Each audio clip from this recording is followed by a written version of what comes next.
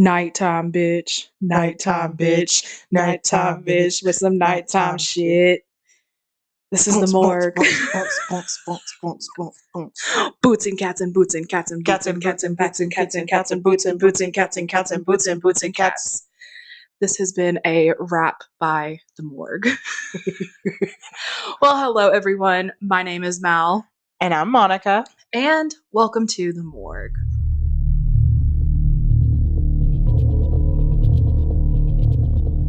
Well, hello, motherfuckers. How are y'all doing today? I hope y'all are doing phenomenally. How are you doing today, Monika? I'm good. A little tired, but I'm good. I feel that, especially having to record this a second time. Right. We recorded the whole thing We all the way had through. a beautiful, phenomenal recording. And whenever I pressed the stop button, it just disappeared. It just absolutely disappeared. And so we're trying a different recording software this time. Hopefully it actually saves it this time. I hope so. Because that was frustrating, to say the least. Right. Because like I said, the episode was so good. I know. We stopped it and then immediately just got frustrated. And I said, let's order a pizza. Let's collect ourselves. Yes. And let's re-record. Get us some food so we're not hangry. Let's eat some delicious food and then get right back to it. So here we are. And yeah, it's gonna be a great time today. How are you doing, Mel? I'm good. Besides that whole recording thing, I am great. Today's my off day. As y'all know, it's Christmas time. Working in retail during Christmas is, whew, to say the least. Like it's a lot. Yeah. But I'm making it. We're doing it. We're here. We're alive and well. You know, I'm just ready for it all to be over. Same. Same. The Christmas time. rush. I have an almost 3-year-old and it's his first Christmas that, I feel like he might actually remember. Right. So I'm trying to make the best of it and trying to be extra without like breaking the bank. Absolutely. But like, I don't know. I'm excited, but also I'm really freaking tired. Like, I don't know. I haven't been sleeping well the last couple of days. Same. I don't know if it's something in the air. I didn't go to sleep until 2:00 in the morning. The past 3 nights, I have not went to bed until about 2:00 in the morning. I don't know. Maybe I'm just too excited, too hyped about everything. I'm really excited about Christmas though. Like, it's my favorite holiday. I love the Christmas music. Mal hates it. Of course, she'll say that anytime I play Christmas music. There's a few that I'm like okay with. Like, for example, the Justin Bieber Christmas album. Mwah, chef's kiss. I will listen to that all day, every day. Last Christmas by Wham, amazing. There's even some Sia songs like the Candy Cane Lane. That's fun. Kelly Clarkson, her Wrapped in Red album is good, but like that classic shit, there's just so many different renditions of it that it's like, my God, can we please come up with better Christmas music? See, I like a mix of it and I enjoy it. It gets me pretty hyped. I'm just super excited about like the traditions. Putting the cookies out for Santa and the milk and my son waking up and he's all excited because it's Christmas and he's been talking more. He's been saying Christmas tree and been excited about the lights and everything. And I don't know. I'm just really excited. We went to a Christmas parade yesterday. That's it got awesome. us into the mood, I guess. And surprisingly, he wasn't scared of like the Grinch or Santa Claus or I'm proud anything. of him. I'm so proud of him. Because he's a little scaredy cat. But anyways, getting right into this, as you guys can tell, Hannah is not with us today. She is going to be taking a little hiatus. As we know, sometimes life's just it can be kind of a lot. And She's so busy. Yeah, she busy. I'm going to let her take as much time as she needs. But until then, each week we will have a surprise guest, whether that be someone who has already been here or new people. Either way, the show must still go on. We're also going to be doing this in a bit of a different format. We have horror news added, Ooh. Which might also feature some true crime stuff if we deem it necessary to be known. I'm excited about that I'm very pumped about that. I had a lot of fun writing my notes for that. I'm not going to lie. We're also going to be cutting down a little bit on the time that we talk about the movie each week, as well as maybe adding in some like little games for the episode, like some like trivia and stuff. We don't have it for this week's episode, but in the future we will be adding in like that trivia, some more fun stuff for it. As for these subscriptions that we have been hyping up, those as of right now are going to be on hold. I would much rather be putting all of my energy into the things that everyone is going to see versus having to split my energy in between the two. And so for right now, everything is going to be going into this main feed podcast episodes. And y'all don't hold back on any feedback. Yes, if you have any feedback on the new way that we're doing this, please tell us. Please tell us what you hate, what you love. If you think we need to add some stuff, if there are things that you want to see from us, tell me. I love constructive criticism. Me and Monika were actually just talking about this because she was helping me come up with some of these ideas and I needed that help. And I was like, constructive criticism is like my favorite thing because I know that no matter how perfect we think our craft is, there's always places of improvement. Yes. And so with that being said, we also will be adding video podcasts. Ooh. I'm so pumped for the video podcast. We're actually sitting in the studio today, or the little room that is going to be the studio. I feel fancy calling it the studio. I know, right? But like, I'm excited. We're going to be ordering some cute little decorations and stuff for in here. Yes. Setting the mood right. Gotta get some set up all cute. We're getting some new equipment. Yes, we're going to be getting some new equipment. It's going to be a great time. We want to make this a 10 out of 10 podcast. And yeah, that will be coming probably. It's definitely going to be after the holidays for sure. And maybe doing some lives. Yes. And on Facebook, Instagram, stuff like that. Maybe even TikTok if we get enough followers. Yes, we can do some like Q&A stuff on there. If we can do like the whole thing where like people request to come in, we can like chat with y'all and stuff. And then also on there we could probably be doing more like true crime stuff. And yeah, just kind of talking and chatting and seeing how everyone's doing and stuff. I'm excited. And so moving on to the news segment, it is called Nightmares from the Morgue. Starting out, the final season of Stranger Things will be filming soon. Ooh. Deadline reported that the target start date is January 8th of 2024. And as we know, this will be the 5th and final season of Stranger Things, and it is estimated to be released in 2025. Finally. I feel like it's been so dragged out, and even Millie Bobby Brown in a recent interview said that she was like ready to be done with it. And I mean, that's understandable. She's been doing it for a really, really long time. That came out in 2016 is whenever it started. And I guess like as like an actress, you don't want to just be known for one thing. Yeah, because then you end up getting like typecasted and stuff.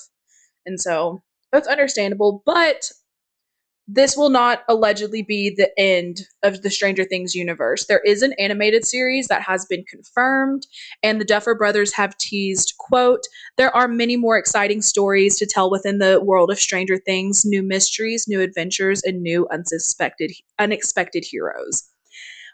I'm not really excited about the animated portion of it. No. Because I'm not an animated type of person to watch things like that. Like I'll do like some comedic type of anime, some Family Guy or some like Rick and Morty or something. Yeah, but like there's just something about the word animated that completely just it takes me away from it. I'm like, I'm not excited anymore.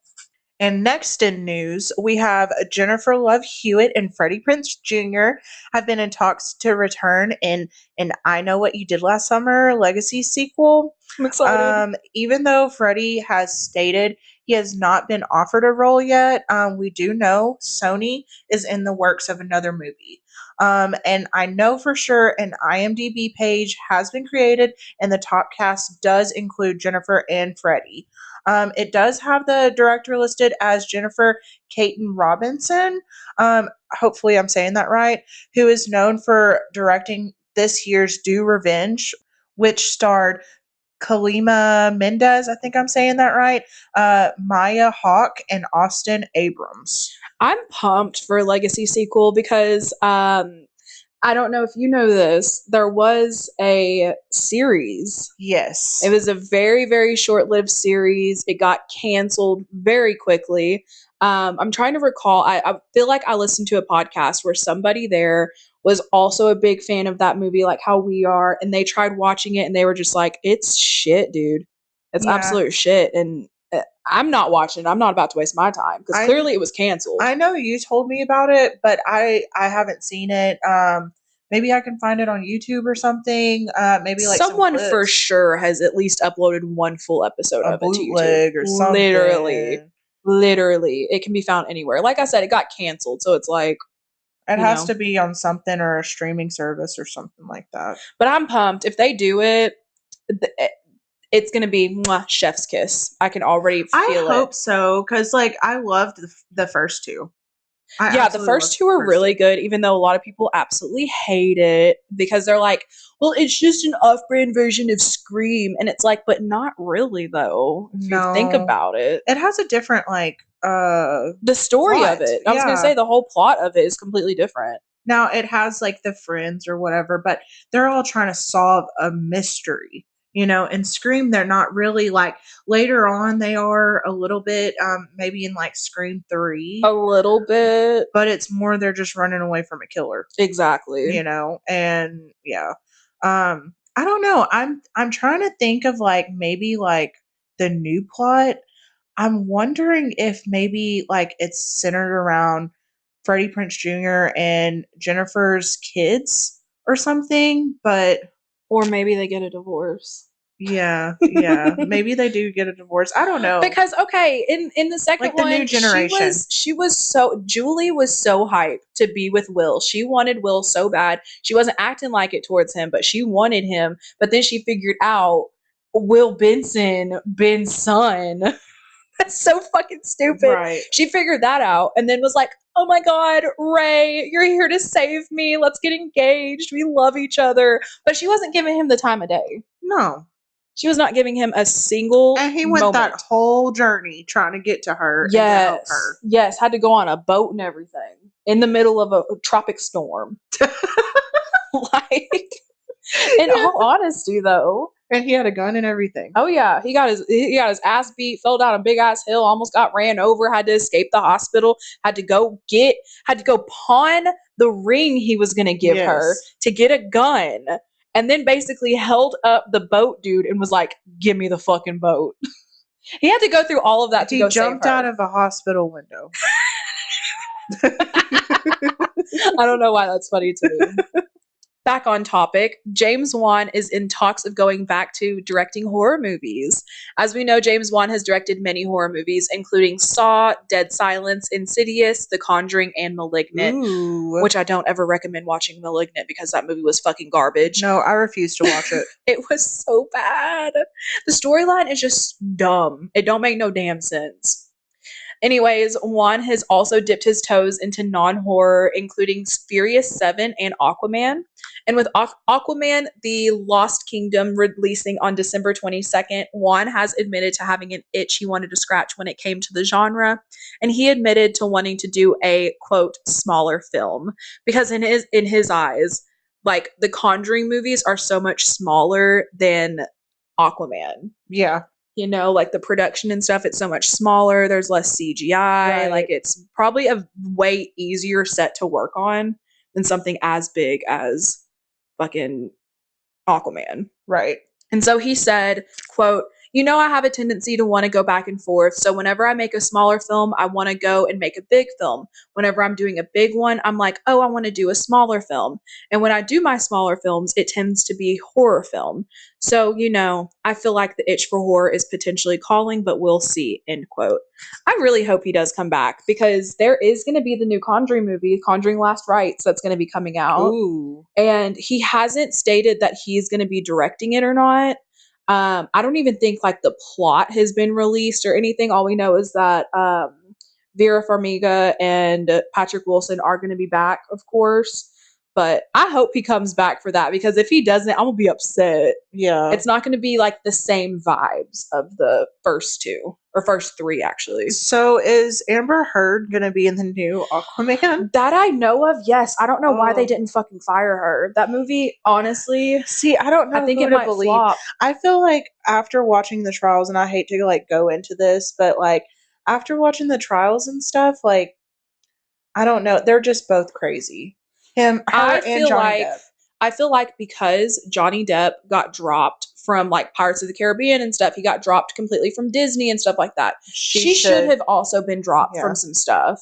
And I think it's just the fact, and this isn't me being sexist or anything. I'm a woman. Like I'm a girl's girl. I'm here for it. But I think because she's a woman, she was able to get let off easier. And if it was a man doing the same exact things like Johnny Depp supposedly had done before a trial or anything, they were like, we dropped you. Yeah. We dropped your ass like a hot potato.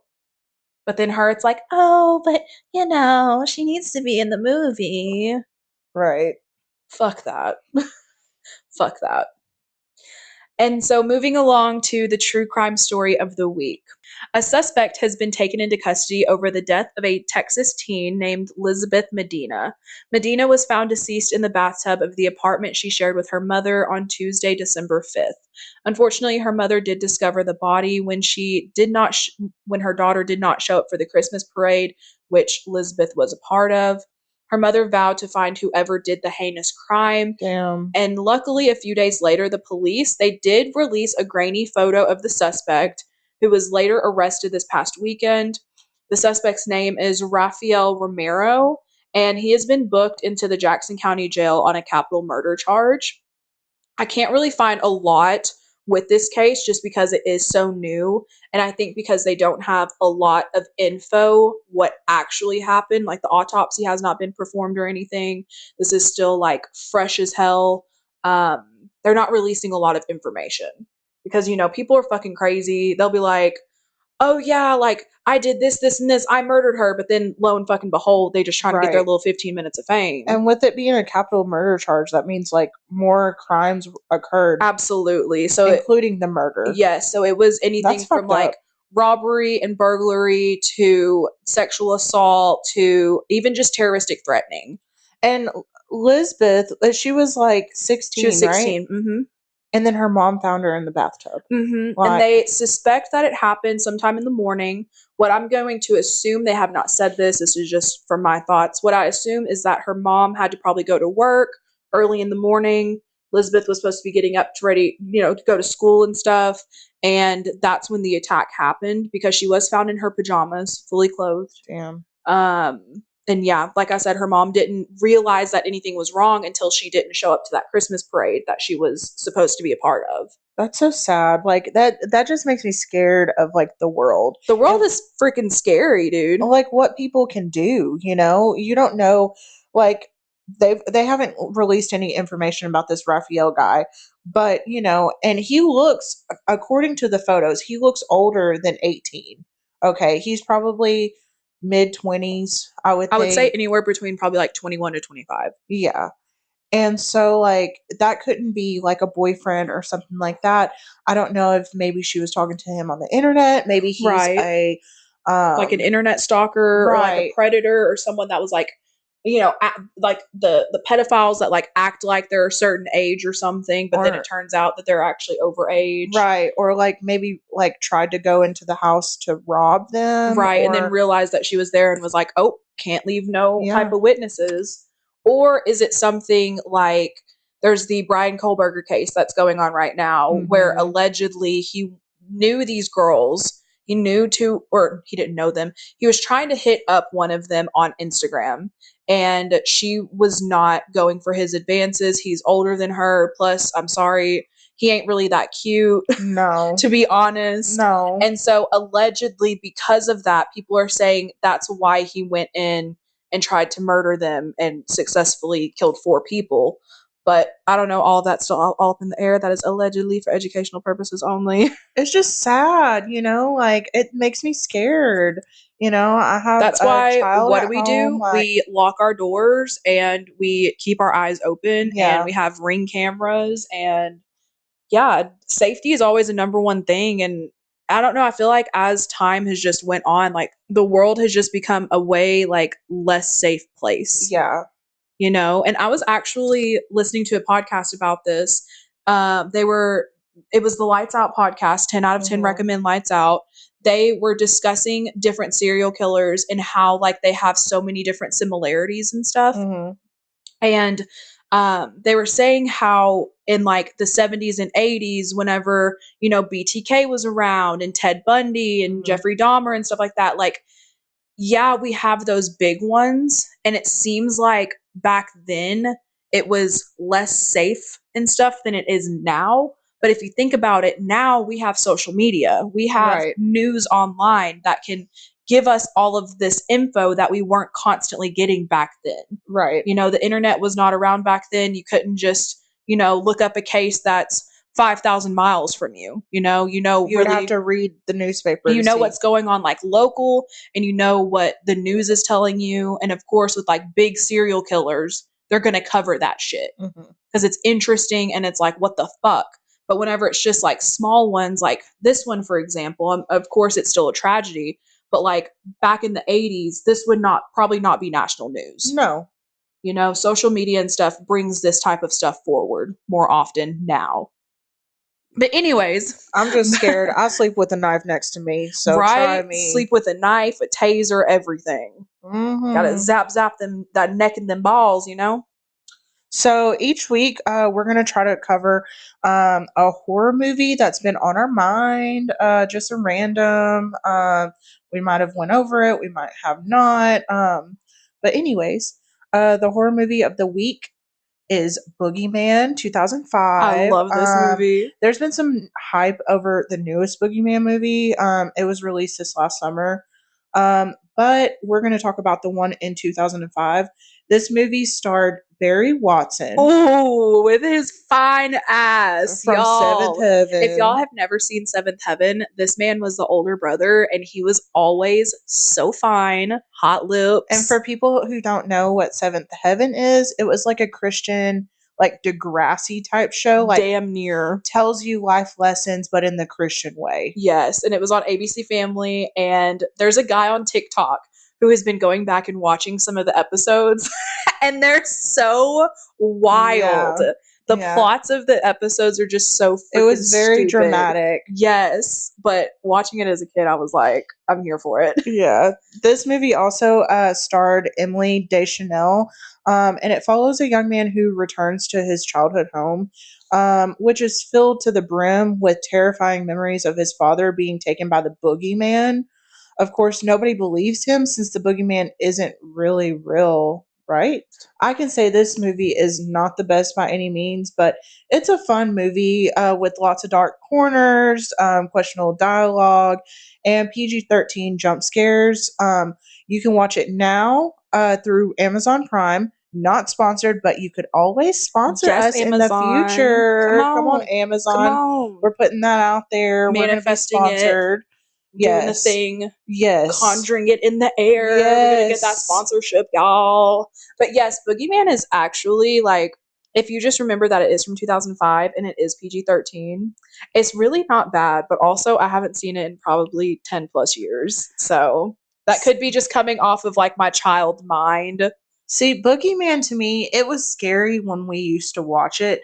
Now when I think about it, like it was kind of boring. I I don't don't know. know. I think it was just the entity of the boogeyman that scared me Mhm. because he was dark. He was only in dark corners. Mhm. Whenever I was little, like I wasn't necessarily scared of the dark, but that movie definitely made me make sure that the closet door was closed at night. Yeah. And it was kind of like those things because like we hear stories of the boogeyman whenever we're younger, and then like you see this iteration of it. And this came out in 2005. I was 8 years old. I Like, still like when I turn off all my lights in my house, I'll like turn off the last light and I'll just like run to my bed. And yes, and you have to be sure to kind of hop on the bed too. I'll be 29 in January and I run like a little kid and I hop on that bed, make sure my feet aren't dangling, make sure I'm covered all the way up because I'm scared. Oh yeah, no, my feet do not stick out at night. I'm Mm-mm. like, you're not about to drag me to hell like on Paranormal Activity. No, Nope, no. not gonna do that. Mm-mm. Alrighty, so 13 Ghosts is gonna be the movie that we're covering this week. It is a 2001 horror movie, and it is written by Neil Marshall Stevens and Richard DeVito, and directed by Steve Beck in his directorial debut.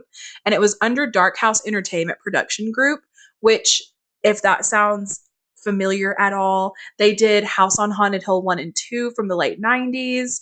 They did Ghost Ship. Ooh, that's one of my We favorites. love Ghost Ship, y'all. I don't care how bad people think that movie is. It's so good. That opening scene is phenomenal. Like, mwah, chef's kiss. We're definitely covering that. It's scary. They also did Gothica, Orphan 1 and 2, and House of Wax. Orphan. God. Did you see Orphan First Kill? No, I refuse to watch it. But I watched it. It really was not that bad. There's a huge twist in it. Is it the same girl? It's the same girl. They kind of age regress her a little bit, but it doesn't look that bad. And if you can kind of get past that, the whole story of it, girl, I was literally sitting there like, wait a minute. Wait a fucking minute. Because, okay, Esther, yes, of course, she is the antagonist, but there is an even bigger antagonist. Really? Yes. Yes. If y'all have not seen that, please go watch it. I'm gonna have to watch it. It's available on Paramount Plus. Not sponsored, but you could always sponsor us, Paramount Plus. Yes, in the future, we're manifesting it, doing my hands again. But yes, great movie. Lots of sources call this 13 Ghosts movie a remake of the 1960 film 13 Ghosts by William Castle, but in all honesty, there are not a lot of similarities. The only ones that I could find were a family member inherits a haunted house. There are currently 12 ghosts who reside there, and they are waiting on the 13th one to come along and free them. And there are special goggles to see the ghost. Besides that, they're honestly two completely different stories. 13 Ghosts stars Tony Shalhoub as Arthur, aka Monk. And sorry, not sorry. At the very beginning of this, I maybe call him Arthur twice, and then he's just Monk for the rest of the time.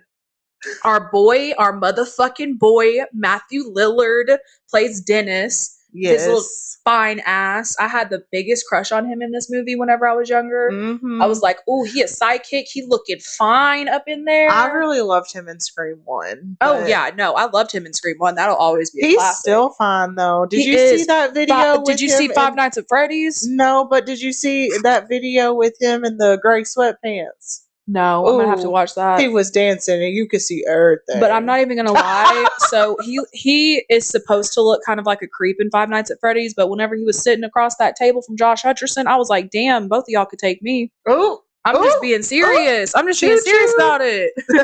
Choo-choo. Next up, Shannon Elizabeth is Kathy. Alec Roberts plays Bobby.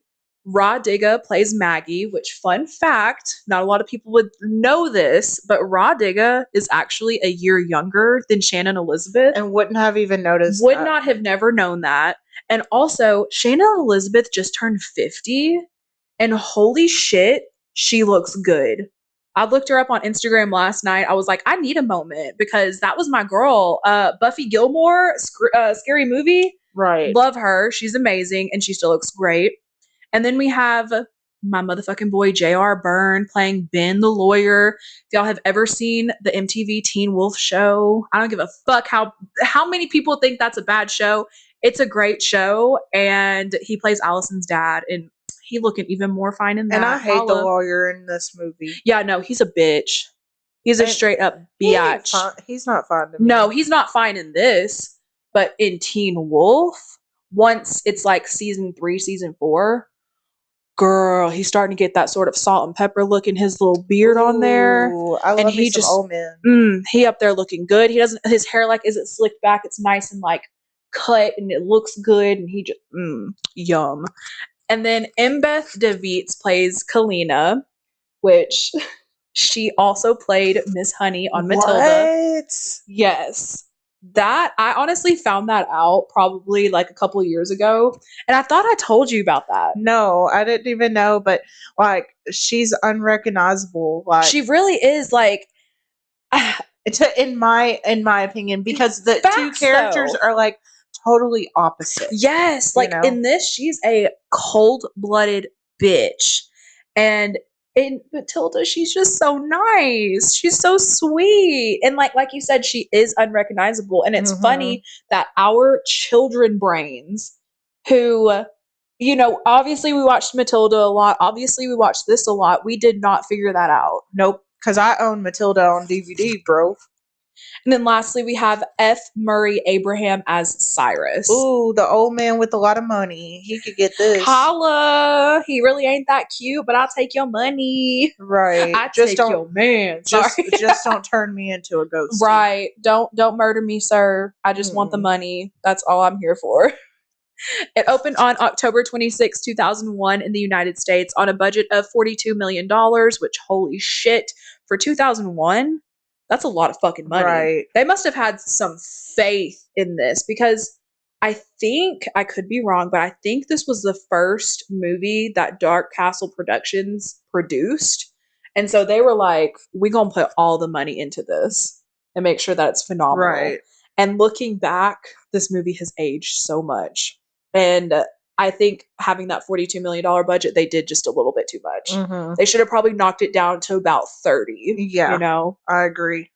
It had an opening weekend box office of only $15 million. That sucks. And then a gross worldwide of $68.4 million. So they did make their money back, but they probably were expecting to double or triple it. They made their They money failed. back, and then they paid their actors and everybody, and then Shit. they didn't have no more money left over. Right. That's what happened. It had a runtime of 1 hour, 31 minutes, or 91 minutes if you're a weirdo. For the weirdos in the back. The IMDb rating was 5.6 out of 10. Trash. The Rotten Tomatoes tomato meter, 19%. Trash. Audience did 49%. Trash. And Letterboxd gave it a 2.6 out of 5. Trash. So if it were me and it was out of 5, I would give it about a 3.5. Yeah. Yeah, about a 3.5. Anywhere between 3.5, I think is a good. But that tomato meter, 19%? Right. Come on. Come the hell on. Because it was a pretty good movie, in my opinion. It really was, like, the plot and everything. We did watch it when we were kids, but even rewatching it now, like, the plot still holds up for the most part, in my opinion. True. And so starting out, we open in a junkyard. It's disgusting. It's stanky. There's cars and shit. Yes. There's some people there. They're trying to catch a ghostie. Who are they? Zach Bagans? I don't know. I know they need him out there. Right. Honestly though, Cyrus probably should have paid Zach Bagans to come help him. For real though. And so the main man there, his name is Cyrus. He's a ghost collector. And he gets out of his little Rolls Royce, his little vintage Rolls Royce, all dramatic and shit. Mm-hmm. With a cane. And then his crew is all around him setting up. We meet Dennis, who seems to have a bit of a headache. And he tells Cyrus that they need to get the hell out of there. But Cyrus, he does not want to hear that shit. Cyrus forces Dennis to touch the ground, which causes him to see like flashes of murder victims. And we eventually find out that Dennis has a gift of sight. When he touches people or items, he sees things, and we don't know if he just sees like the negative stuff, but that's all that is shown to us. So I'm going to assume that all he sees is terrible, sad shit. And apparently he has like seizures and shit. Yes. I don't know. Trash. I hate it. I hate it for him so much.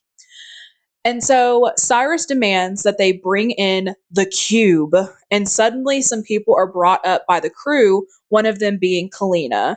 And she tries to tell Cyrus that what he's doing is wrong, and her partner says that Cyrus will never pull it off without the right spells or the 13th ghost. Roll credits.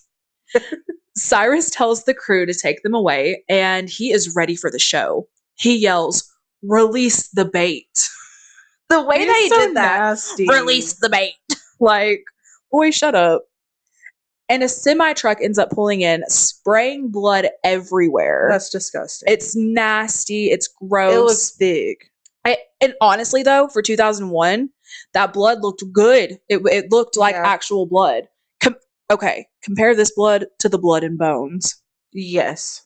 The blood and bones looked like an orange tint. It literally looked like someone took a paint can, a can of paint, and was like, we're going to try to get this as close to blood as possible, but it was like bright orange. Yes. Cyrus ends up putting on some glasses. He turns on this chant, this incantation chant of some sort, and all hell breaks loose. What's so funny? It reminds me of the chant from from the Scooby Doo, where it's like a Oh, Navy Wahoo, Wahoo, say no, yes, peace and yes, sleep. when they're getting all Yes. possessed and stuff. Yes. Whenever Every they like go up single in the cave and then everyone's like yes, filing in straight. it's not even the same tempo, but every time I hear it, Weehee it wahoo makes me wahoo think say of no beady badu wah. Scooby Doo. Like, That's goofy. I But know. also, is it because of Matthew Lillard? Maybe. Your Maybe. brain automatically goes to Scooby Doo because of Matthew Lillard. So then it's like, oh, weehee wahoo wahoo say no Right. beady badu wah. And so the ghost, which at this point they call the breaker, but he's actually the juggernaut. He just starts yoinking people into cars, crushing them in half. It's And he's like disgusting. giant. He's giant. The guy that played him, I do not have his name in front of me. He did such a great job. Like, honestly, he was terrifying. Yeah. I would hate for that to be coming at Yeah. me. No. Yeah, I'd be running away. And so at this point, there is this one kill right here that is so memorable to me. It's this guy, this crew member, he's trying to like climb up these cars, right? To get away from the ghost. Yeah. And he stops to turn around and he is literally pulled in by the waist into Yes. like this car's trunk and he folds backwards in half. And it's, oh, my back is like screaming. Right. My back pain is like girly pop. No. Back spasms and all. Literally. Like, that is so that scary. hurts me. But also just being pulled into an old abandoned car, that is so scary. Yeah. I hate it. I hate it. All you could see was what was it? His hands and his boots. Yes, as it was out. being like pulled in. So gross. And so after causing some destruction, the juggernaut goes after some live bait that somehow made its way into the box, and it closes behind him. He has been captured with a bunch of collateral damage, and in the distance, we see that Kalina's partner is dying. He done got. And then we see that Cyrus is also dead with a neck slit. Yikes. Just dead. Just big dead. Uh-huh. And so now we meet our main family, who consists of Arthur, Kathy, and Bobby, plus their nanny, Maggie. And so a little bit of backstory on them. This all occurs during the credits. Basically, the mom died tragically in a fire, and now they're living in a tiny apartment in squalor. All bills are past due, but they can still afford a nanny. How? In squalor. They were living in squalor. Did you see how dirty them walls were? The walls were dirty. The only nice thing about that apartment was that there were like real wood, like hardwood floors. Yeah. Like that was the only nice thing. It was tiny. It was tiny. The walls were dirty. He was looking out the window and it's to another brick wall. A brick wall. How you gonna look out a window and you know damn well there's just a brick wall there? You ain't got no type of view or nothing. Everything was hanging on the bulletin. It was like past due. The blue stamp. Shut off past notice. due. Past due. But at the same time, you can still afford a nanny. Right. I'm not judging them for living in squalor, but sir. It's that word squalor. I don't know. It's the fact that he won't pay his bills. Yeah. But gives money to a person when he has, like, the daughter's grown. Like, she has to be at least 18 years old. Yeah. Why can she not take care of Bobby? But also, Bobby's like 10 years old. Yeah. When you were 10, you were cooking full meals. Yeah. And taking care of me, the 8-year-old. Like, what? It just don't make no damn sense. Do better with your money, sir. He needs help with budgeting. And I'm sorry, I know you didn't say anything about this detail, but the daughter, she was making some eggs. Them eggs were brown as fuck. Brown and burnt. And it was the fact that Monk eventually comes over to her and is like, why don't you let Maggie cook? That's what I pay her for. And she straight up goes, well, have you ever had Maggie's cooking? Bitch, have you seen your cooking? Right. I could cook eggs better than that. I don't even like eggs. Right. Having them up in the pan for too fucking long. Straight up burning them. What is this? A Motel 6 breakfast? Dead ass! They look dry. Honestly, Motel 6 would probably do better with a fucking gallon of milk and a box of cereal. Yeah. Box of fucking cornflakes. I'd rather have cornflakes than burnt eggs. Ain't that the fucking truth? I'd rather eat sleep for breakfast. Cause fuck that. So like we said, it's morning breakfast time. Kathy's cooking. Arthur's getting dressed, and Maggie is helping Bobby with his reading, specifically about the death rates in their city. And at one point he goes, "A man has been found dead and he was decapitated." And Maggie's like, "Decapitated." And honestly, that reminds me of us. Yeah. Like, if I were able to like have the internet and stuff as a kid, oh my God, I would be a true crime nut, even more of a nut than I am now. And so at one point, Bobby is trying to defend his hobby of keeping a record of death, and he's trying to say how it's healthy.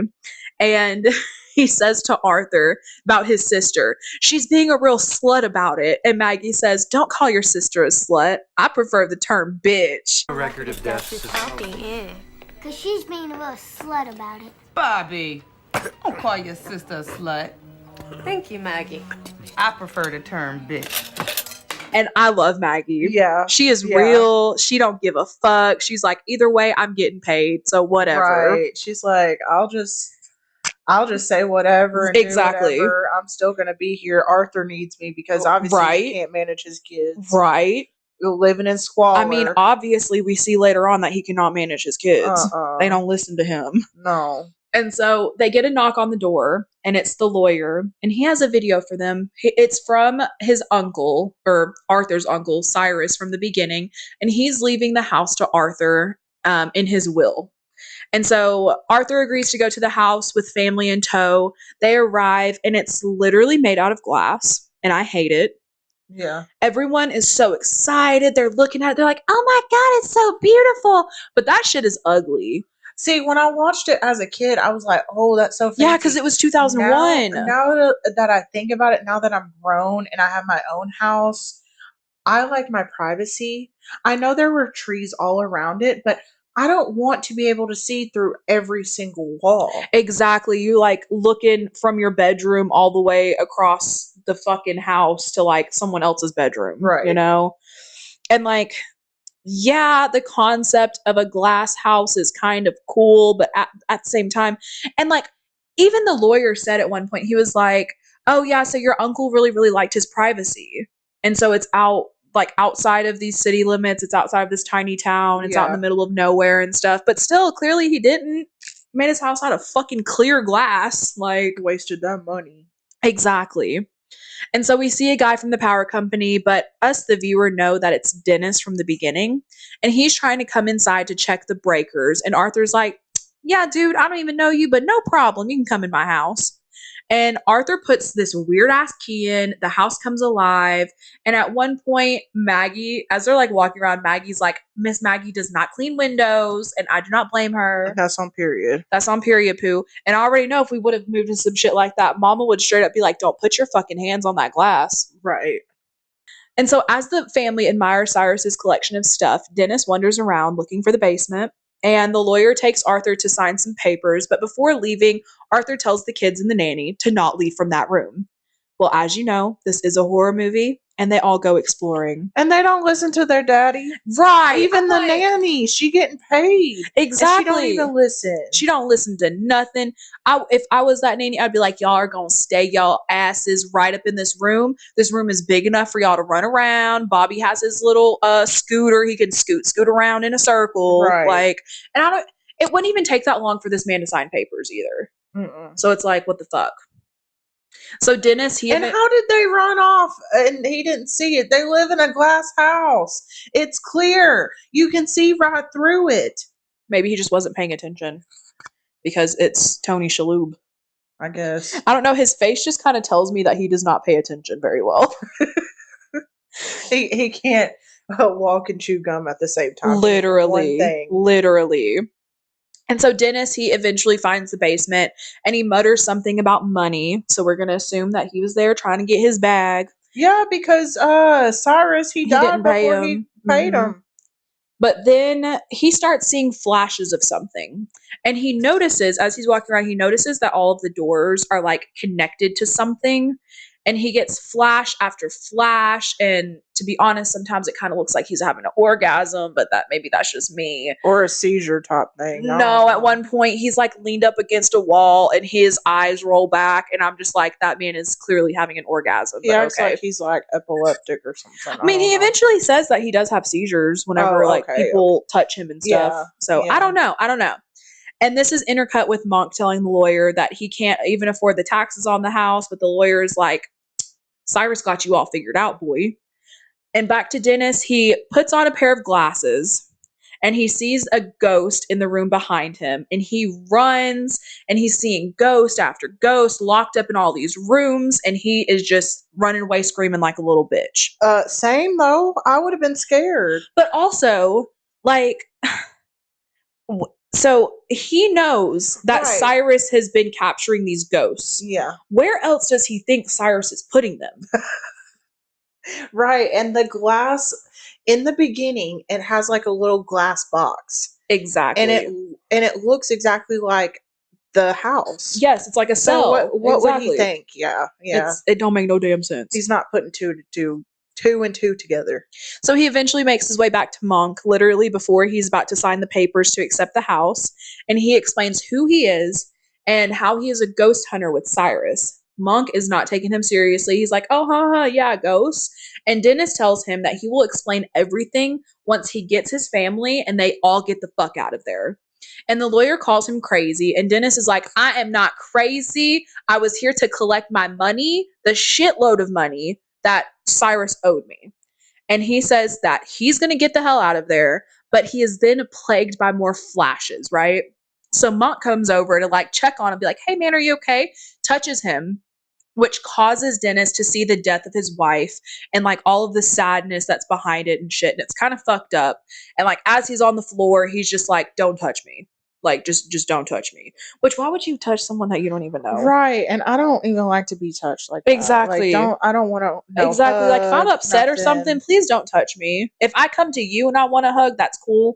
But like, don't. No, especially if I don't know you. Exactly. We literally just met 10 minutes ago. I'm supposed to be the electrician. Like, what? And you're falling out on the floor. Exactly.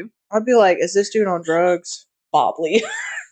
So Bobby and Maggie find a room filled with toys, and Maggie finds some glasses. She gives them to Bobby, and then he quickly scoots off on his little scooter. Kathy finds a pretty room. It's not very pretty, but the bed did look nice. And she plops down on the bed, and then she goes to the bathroom, which is literally floor to ceiling glass cube tile. And we get this really awesome overhead shot of the entire room. The room is pretty small. Of course, it's a bathroom. And so they put the camera on top of it, and it's like a bird's eye view, and you can see the whole room. Cool. It's awesome. You can see creative. Yes, you can see just how set up everything is. And she's just kind of like walking around the bathroom. She goes up to the mirror and stuff, and it's just so cool with like the music playing in the background. Yeah. And so back with the lawyer, he has now abandoned Monk and Dennis, and he puts on a set of glasses and makes his way down to the basement. He, of course, sees the ghosts behind the glass doors, but for some reason, he is not scared. He's like, oh, haha, like trying to make jokes with them and shit. And he finds a room with a briefcase and this big giant machine in the middle. And when he takes the briefcase full of cash, the machine starts whirling, the front doors lock, and the house is like more alive than it was before. Doors are opening and closing, walls are moving, and it's really fucking weird, and I don't like it. It makes me feel claustrophobic. Yes, exactly. So the door to the baddest ghosty up in that bitch opens, and it's the angry princess. She is a naked lady with big old titties who unalived herself when a plastic surgery went wrong and it mutilated her eye. And she is presented covered in knife wounds from head to toe. And it's so simple, yet so effective. And like, that's a bad bitch right there. Mm-hmm. And she's just literally like slowly approaching him with a knife. And he's 100% regretting saying nice tits to her earlier. And he backs up. Joking. Yes, he's like up there whenever he was up there joking. And he backs up slowly. He's like, oh, haha, I was just kidding. And we get the best kill of the movie. He walks into a doorway and is literally sliced in half vertically by the door. And he literally just stands there for a minute. There's like a blank stare. His mouth is open. His brain is like trying to figure out what the hell just happened. His eyes are moving. And then the glasses fall off. And then the tie falls off. And as the angry princess stands over him, both sides, the front side first, slowly just slides down the glass. And we get this sick shot of his insides cut in half. And that is so cool to me. I don't know how medically like accurate everything that was. is, but like it looked cool. It's a cool shot, and as someone who does not really know like anatomy very well, like that shit looked really cool. And that bad bitch didn't even have to touch him. Nah, she over there like, okay, I just had to scare him a little bit, bet. But no, like as I've said many times, I love me some good practical effects, and that right there was beautiful. I love it so much. And so now Monk and Dennis, they have discovered that the family is gone. Duh. Kathy is still in the bathroom, and we get a sick shot when the camera, it literally goes through some glasses that are on the counter. This is my favorite part of the whole movie. And it shows the whole entire bathroom covered in blood. And we were just discussing this earlier about how exactly they did that shot. Yeah, like if they did it in two different shots, like one shot of her in the clean bathroom and then one shot of her in the fucked up bathroom. Right. And I definitely do think that they did have like a clean one and a dirty one. But then also whenever they like zoomed into the lens, I think it kind of like cut off right there. And then it was the second shot of it covered in blood and stuff. And it comes up to her face and everything. And Kathy is sitting up there. She's admiring herself in the mirror. And the angry princess, she's also there. And she does the same. And then for some reason, the angry princess gets into the tub for some reason. And Kathy, she decides to go over to the tub. And this, I have some questions. She turns on the water and then rinses her face with the water a couple of times. And whenever she's doing this, she has the biggest grin on her face. Like, did y'all not have hot water? She's enjoying. But also, did y'all not have hot water at your house? Right. Like that. But maybe she's just enjoying that she finally has a bathroom to herself. I mean, I get that, but like, remember when we were kids, like we shared a room for so long. And then when we finally got our own rooms, we only just wanted to be in our room. But I never went to the bathroom and started splashing water on my face. Because we didn't ever have like an ensuite bathroom. That's the thing. Like, I don't know. Well, anyway, I think it's just glorifying the fact that she is finally has some very space, excited, and she's 18 years old. Like, right? I feel that. And this was always like the scariest part to me because I was always scared that she was gonna get got. Yes. And so she splashes it on her face a couple times, and she goes in for a third time, and the water literally turns into blood. And right before she's about to throw it on her face, and right before the angry princess is about to strike, Monk comes and finds her and startles her. Maggie is with him, and he is pissed that Bobby is now lost on his own. I don't know why he's pissed. He knew that they don't listen to him. Exactly. Bobby is scooting around on his little scooter, and he's getting more and more lost. And at one point, a door opens, and a ghost is telling him, come down to the basement and play. She's literally like, Bobby, come downstairs and play. Why do you sound just like her? Because that's exactly how it sounded. And it has the little giggles. It's like, yes. And then another ghost chimes in and is like, no, stay upstairs. Don't come down here. But homeboy, he don't listen to that ghost. This is a scary movie. So, of course, he goes down to the fucking basement. Monk tells the girlies that they need to go outside, but they see that the doors are closed and they can't break them. All of the glass is like shatterproof. So Monk makes Dennis stay with him while they look for Bobby. And as they walk off, we get this funny ass meta line from Maggie when she says, did the lawyer split? Did the lawyer split? Which, girl, I know, right? Right. Split in half. Right. Motherfucking split in half. He is dead. And so in the basement, more and more doors or cells are opening. Bobby's walking around still with the glasses on, and the ghosts keep calling his name. Bobby, Bobby.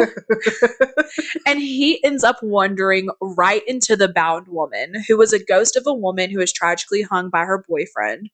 And he ends up screaming. He runs, he trips, he sees the fucking torso, bro. The torso is so scary to me. It's literally a torso wrapped in like cellophane, saran wrap. And then there's always a head right next to him, also wrapped in saran wrap. And that is a ghost of a man who was murdered by the mob because he was cheating at poker. And so Bobby runs and runs and runs until he knocks right into a glass door, which, how the fuck did that kid not see that door? Because there is writing on the glass. Right. Like, pay attention. But maybe he was just running so fast that, because everything is glass in there. True. It's like those kids in the glass mazes. Yeah. That shit is so funny. So the family plus Dennis are now trying to find Bobby, and Dennis explains that the glass cannot be shattered, and the Latin covering all of it are containment spells. Ghosts can't cross those. Good to know, good to know. And he tells them that the basement's full of ghosts. He then gives Maggie a pair of glasses and tells her that they can see ghosts through them, but she's like, I don't see nothing. Monk is determined to go to the basement to find Bobby, and he tells Dennis that he will pay him the money he is owed if he goes down there with them. So, of course, I'm pretty sure Dennis is also a Taurus because he is money motivated like a motherfucker. Bobby awakes and he hears a ghost talking to him, and the ghost tells him to put on the glasses, and he sees his mother there, and she like telepathically tells him to go upstairs, find Kathy. But as he gets up and turns around, there's fucking Cyrus just standing there, and he just like gets yoinked. Like, all we see are like little feet kicking and like going out of the frame. Yeah. So I think we assume that Cyrus has taken Bobby. And so how? Exactly how, we don't know. The family are in the basement, and they decide to split up. Kathy and Monk are going to be together. Dennis and Maggie are going to be together. Dennis notices that some of the rooms are open, and he gets startled by the hammer, who, bro, I remember watching the special features and watching how they applied some of the makeup. And one main one that they did was the hammer and the juggernaut. And that makeup design is so good. They did great things with literally like latex and foam. I'm so here for it. So basically, the hammer was a man who was wrongly accused of theft. And after his family was murdered, and after he takes revenge on the murderers, he's chained to a tree, and he had railroad spikes driven into his body, which is fucked, but the makeup design is fire. Dennis tells Maggie to put on the glasses, and of course she sees the hammer and is now a believer. And Dennis explains that all of the ghosts, that there are ghosts all around them, but most of them can't hurt them. They don't want to hurt them. But there are some exceptions, like people who have died a violent death, and all they know is violence. Dennis gets jump scared again, and as they're leaving, he flips off the hammer, but then is shown a vision of his own death. Ooh. Which is big yikes. That's fucked up. That is fucked up. See your own death. That's terrifying. But also, I have a question. How is he seeing this when he's not touching anything? Right. That's true. Because he literally said it himself. If I touch someone, or if someone touches me, or if I touch something, it's just himself. He doesn't have to touch himself. I get that, but like I'm confused. But also, it hasn't happened yet, and he's only seen like past events. Right. So I don't know. Kathy and Monk, they find one of Bobby's toys on the ground, as well as a pair of glasses. And as soon as Kathy puts them on, she is immediately attacked by the jackal, who was a very violent rapist before his death. And he knew that he had a problem, so he voluntarily admitted himself into an asylum. And he also voluntarily burned up in a fire at the asylum. He was able to get out, but he just didn't want to. That's fucked. And so he yoinks her down the hall, scratches the fuck out of her face and her chest, and then Monk tries to help, and he is approached by Kalina and her little flares, and she throws one, and it makes the ghost disappear, and they're able to get Kathy to safety. And so Dennis and Maggie, they end up getting separated due to the shifting of the house, and Dennis is trapped in a cell with a ghost, which was the Torn Prince, who was a young man who died in a drag race thanks to his opponent cutting his brake lines. That's fucked up. And he whoops Dennis's ass for a moment, but then Maggie, since she has the glasses on, she's able to help him dodge, duck, dip, dive, and dodge this motherfucker, and he's able to escape like the room, and then they go up to the first floor. And so Kalina, she explains to Monk what the hell is happening. Cyrus is keeping the souls, and she is there to free them. And as they're talking, some fucking how they lose Kathy. How? I don't know. Right. She was literally sitting right next to Monk. It's a glass house. It's a glass house. I don't understand. And I also hate Kalina. But anyways. Me too. Anyways, they eventually go through the ceiling to get up to the first floor, and they run into Dennis and Maggie. And before Monk is able to get up, the hammer gets released, and he almost tears his ass up, but he's able to get upstairs. And so as the group are walking, Monk encounters the Jackal, who tears his ass up for his friend the Hammer. He saw that shit happen. He was like, you have deprived my friend of hurting you, so I'm going to hurt you myself. Dennis ends up throwing a flare, and it makes the Jackal disappear. So they make a run for it, and they find safety in the library. Kalina and Dennis argue a little bit, and Kalina fires some shots. She literally said, bang, bang, motherfucker, when she reveals that the fourth ghost is Monk's wife. Wow. That is some fucked up shit. And so Monk, he ends up punching Dennis. He is pissed, but good God, there are way more important things happening right now. And Dennis even said, like, I did not know who she was until I met you. And so ever since then, I have been trying to help you. Right. But Monk is like, you call this motherfucking help? And it's like, yes, I do. I can see why he's so angry, and he's been grieving the loss of his wife, but like, I don't know, to take it out on somebody else that didn't even know. Exactly.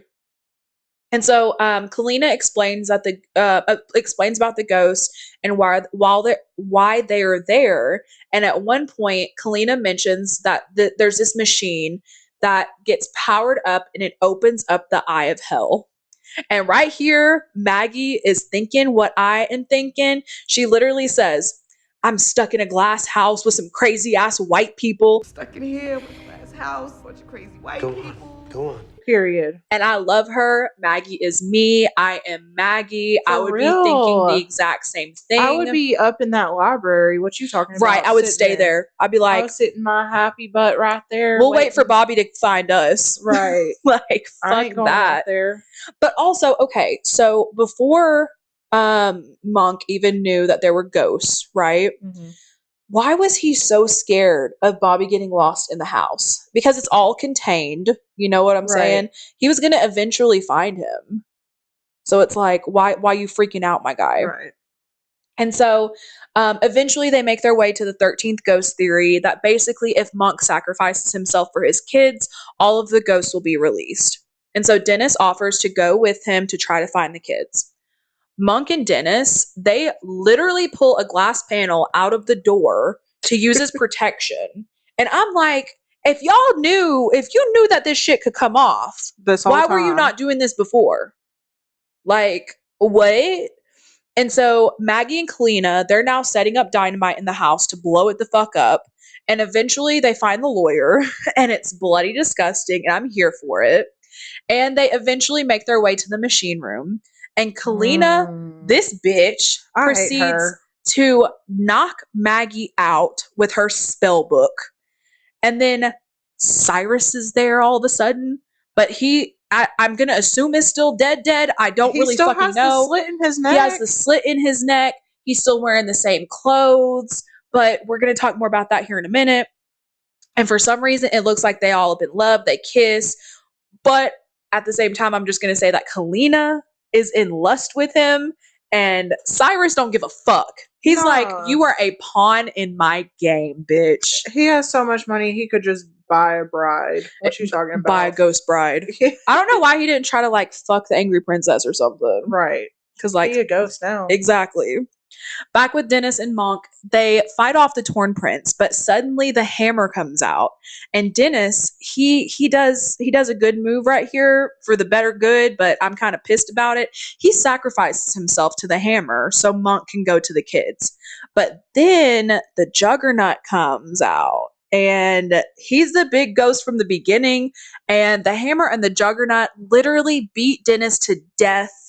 And it's actually Poor really Dennis. sad because I feel bad for him. Because he didn't really do anything wrong. He really didn't. And earlier, whenever Kalina was trying to like talk shit to him, he was like, if you haven't noticed, I'm a bit of a freak. Like every time someone touches me or anytime I touch an object, all I see is like fucked up shit. It makes me Right. have seizures. What else am I supposed to do to make my money? Which I get that. Right. In that sense, looking at it from that perspective, I totally get it.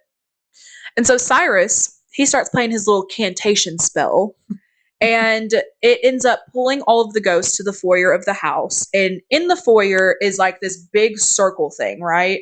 And they're all like standing on like this outer ring that is slowly turning, okay? And he tells Kalina to follow him, but he actually puts her in a fucking trap. She is stuck in a room that literally crushes her to death slowly. That's what you get. I was about to say, karma's a bitch, You shouldn't homegirl. have knocked out Maggie. You deserved that. You deserved every moment of that. I'm so Mhm. sorry. And so now at this point, the kids, they're also in the foyer. They're in the center of the circle thing, okay? And there's like all these like rings coming up and it's like surrounding them. You would have to see it to know exactly what I'm talking about. And Monk sees Cyrus and he takes off the glasses. This part, he takes off the fucking glasses and his uncle is still there. I got questions. So we don't know if he's actually dead, but I'm sure he is, but it doesn't really make sense because Dennis said that we needed the glasses to see the ghost. He has like alpha male energy though. Like He got that Leo energy. Huh? He got that Leo energy. Yes, I just feel like he has so much energy in him that he's one of those ghosts that will. You could see him. Like he's Right. gonna make himself known. Or maybe it's because he's like a new ghost. Maybe, I don't know. I don't know. Either way, the motherfucker is still there. They should have explained more about They that. should have. Maybe the series that they're going to be making will do it, which I don't know if I mentioned that Ooh. earlier. Allegedly, they're going to be making a series about the ghosts, and maybe they'll mention Cyrus because they did say it was going to be 13 episodes. Yeah. So I don't know. I I don't hope know. so. We'll talk more about that in the end. And so Monk, he tries to beat up Cyrus, but Cyrus hits him with a cane, calls him a loser, and then tells him that he gets to become the 13th ghost. But before anything can happen, Maggie, she done woke up. She ready to fuck shit up. So she starts wicka wicka whacking with the spell that's on like one of those like what are the turntable sort of thing, like a DJ. Right. And she's up there wicka wicka whack. And she's fucking with switches that controls the machine. And that causes the ghost to leave the foyer. And they all approach Cyrus. They take him and they throw him into the whirly spinny thing in the foyer. He gets cut into a million pieces. And like at this point, like the little rings and shit are like going down flat and then coming up and then going down flat and coming up. And Monk is like, oh yeah, I have to go save my kids. So he does. And then the ghosts are released and the house explodes at one point. And it's a pretty happy ending for the most part. Except for Maggie, though. Maggie, in the end, she is pissed. She's had a long day. She's ready for a nap. But same. And she straight up says, I quit. And then it's the end. And then there's a fire song Right. that goes, burp, burp, burp. So what are your ending thoughts on 13 Ghosts? My ending thoughts. This movie did not age well. No, it did not. I enjoy watching it every time though, because I guess it's a little nostalgic for me. But yeah, it's a good concept. Good concept. In 2005 when they wrote it, or 2000, what was that? 2001. 2001 when they wrote it and did it. It worked then. Does it work now? I don't think so. Not really. But maybe if it was some updated concepts in there. True, you know? true. And I mean, I feel like if you haven't seen this movie and you do want to watch it, just keep in mind that like she just said, it's very 2001. Like some of the stuff, like the CGI, the very little CGI that's in it did not age very well. Mm-mm. But for the most part, like the plot's pretty good. Of course, there are plot holes, but it can be an overall pretty entertaining movie, especially if you're not into like super duper scary stuff. Right. The costume design is like one thing Amazing. that I loved out of it. We had this movie on DVD, so I would watch like the behind the scenes. Yes, I've And watched that behind the scenes so many times. yeah, and I It's love available on YouTube. Oh, Yeah. I had to look on there. But I just loved watching them dress the characters up and put the fake, blood and fake black stuff all over them and Yes, putting the like stab so for wounds, example, all like with the that. Juggernaut, you know how like he looked all gray and stuff? Yeah. All of that was prosthetics. Yes. Every single piece of that was And everything was like prosthetics. foam. Yes, or and it something. looks so good Yes. though. Like, of course, whenever I was writing my notes, I had to pause a few times. Mhm. And whenever I would pause, I would always do it accidentally on the ghost. Mhm. And I would just like take a moment and just admire it. And like, yeah, looking at it in 2023, like it could have been better. But with me knowing in my brain that this was 2001 and I've seen the whole process of getting these people ready, I'm like, I'm so here for it. It looks so good. Yeah. And like my inner makeup person, my inner CGI makeup person is like, fuck yeah. I could never do that, but fuck yeah. Yeah. And so overall, what would you rate this? I'd probably keep my rating probably like a 3.2. I'm going to go down from a 3.5 to a 3 just because of the plot holes. After talking about it, the plot Yeah. holes and stuff, I'm just like, y'all could have done better, but still an overall really good movie. Yeah. I think once the series comes out, it's going to I'm be pumped. even better. I'm pumped. Honestly, part of me kind of wants a remake, maybe like within the next 10 years. Yeah. If the TV It's show doesn't still do that kinda good. new. Exactly. It is still kind of new, but It's like, been I mean, 22 years. we just talked about crazy. kind of like a legacy sequel to I Know What You Did Last Summer, which Yeah. could also, I mean, it could That was obviously. around the same time, right? 1999 or something. The first one came out in, I think, like 97. Oh. Yeah, it was right after Scream. Yep, it was Yeah. 97. And so it could be kind of like that, or like maybe even a requel of some sort, even though I'm not the biggest fan of requels. I feel like that would be cool, being able to just kind of like see how they would do it in the year Yeah. of 2023. But I would hope if they do that, along with the series, I do not want a fuck ton of CGI. No. This movie is not a CGI movie. Mm-mm. Like I this. hate movies with a bunch of CGI. And that's why I'm not a big Like fan Megan. of horror movies movie. now. Yes, I never watched Megan. I refuse to watch that movie. I watched it and it was more She comedic has than a anything. stupid fucking face, and I'm sorry, Chucky will always be the best Yeah. killer doll. Yeah. And Chucky would whoop that bitch's ass. Definitely. And like, even speaking of Chucky, the Chucky remake from, I think it was like 2019, Mhm. absolute fucking garbage. I don't care what anybody says. I watched that movie more than once and I regretted every single moment of it. I won't watch it. Because I felt like after watching it the first time, I always feel like I need to watch it a second time to really get my opinion on it. And I Yeah. hated it. It was too much CGI. The face was stupid. I hated it. And I'm sorry, I love Mark Hamill. He did not play a good Chucky. It has my girl Aubrey. She Plaza. all right. But other than that, they don't. It's not good. It does have the guy from Atlanta on there, Mhm. which I do like him. He does play a really good Mike I Norris. love him. But like, besides that, it's like the actual story is trash. Mhm. And so yeah, like horror movies nowadays, they don't hold up nearly as good as horror movies back then, except for like the last episode that me and Hannah covered, we did X. That had some really, really good practical effects in it. Like Mhm. Ty West really went in and was like, I do not want a lot of CGI. And I think there was maybe like a couple of moments in that movie that Mhm. had it, but everything else was 100% practical. It was beautiful.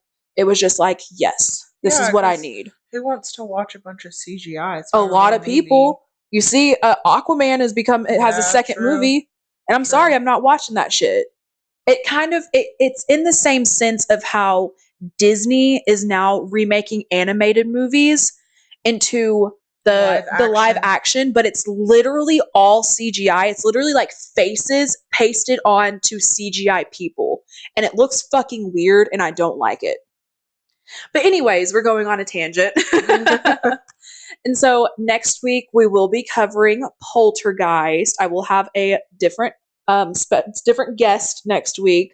But yes, we're going to be covering Poltergeist. I might pop in. You can. You're more than welcome to. Just for a minute. If you guys, have any feedback for us, if you want to say how much you love the episode or you hate the episode, you can always email us. I believe it is morguepod1@gmail.com. Don't take my word for it.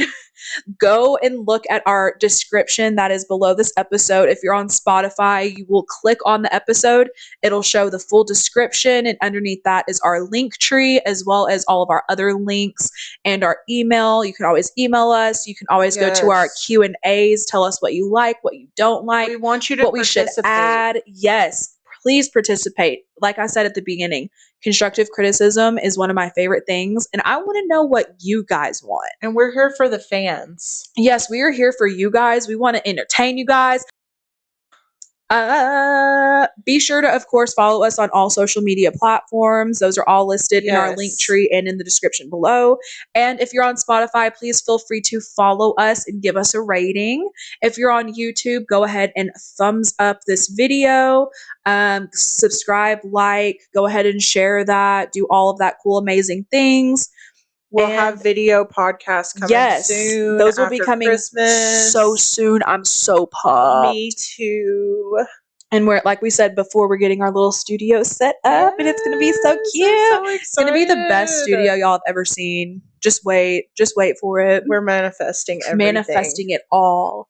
And so, yeah, I hope you guys have a great rest of your day, afternoon, evening, night, whatever the hell you're having today. Keep being you regardless of what anybody thinks. Yes, keep being an awesome, amazing, show-stopping badass that you are.